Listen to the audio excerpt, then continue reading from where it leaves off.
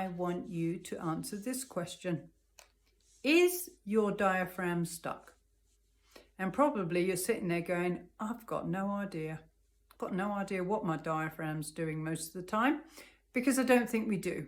But I can tell you, in the classes that I'm teaching for long COVID breathing, I am coming across a lot of people with long COVID whose diaphragms are stuck. And it really means that trying to do breathing exercises with these nasal breathing inhales and exhales becomes a little bit difficult. And actually, people with long COVID and stuck diaphragms is actually very common. And the reason is that our diaphragm actually regulates our mood and emotion. It sounds weird, but it's true. So we've had these emotions of sadness, anger, anxiety, fear, and that causes our diaphragms to get stuck. And then what happens when our diaphragms get stuck is they don't return to the resting position. And then we are forced to breathe with our upper chest. We go into that hyperventilation. We've all done it. I know I was one of those people. And the other things that go along with your diaphragm breathing, the slow breathing, the longer exhale, become very difficult. So we want to try to unstick our diaphragm. So what I'm actually talking about, I'll do a demonstration with my bicep. So if I did a bicep curl with a weight, and all I did was that movement, yes, my bicep would grow, but that's not the range of motion I'm trying to get. The range of motion that's needed for a full bicep muscle is that. So take that example, put it on your diaphragm. We inhale, our diaphragm goes down. We exhale, our diaphragm returns, but it can't return to its normal resting position. So part of that muscle doesn't get used. And then we have these issues. So how can we unstick our diaphragm?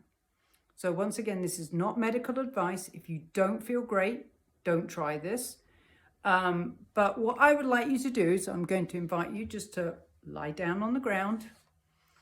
And you're just going to do some normal inhales and exhales through your nose. And when you feel comfortable with that, what I want you to do is do a normal inhale. And then you're going to exhale through your nose. And when you feel like you've finished your exhale, you're going to continue to exhale. So you're going to push your stomach in. You're going to pull your belly button into your spine, and you're going to empty your lungs. You're going to keep exhaling until you can't exhale anymore, and then you're going to inhale. Now, one of the things I don't want you to do is I don't want you to force your breath.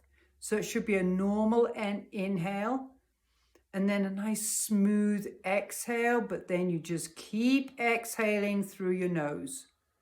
And then just do a normal inhale again.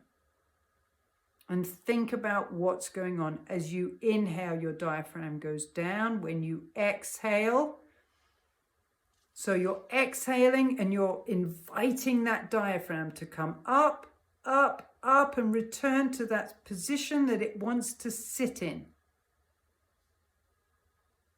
So try that. Don't do many repetitions. We are all compromised, some more than others. So when you do this, maybe take 10 minutes to do some nice diaphragmatic breathing. So remember, we breathe into our diaphragm.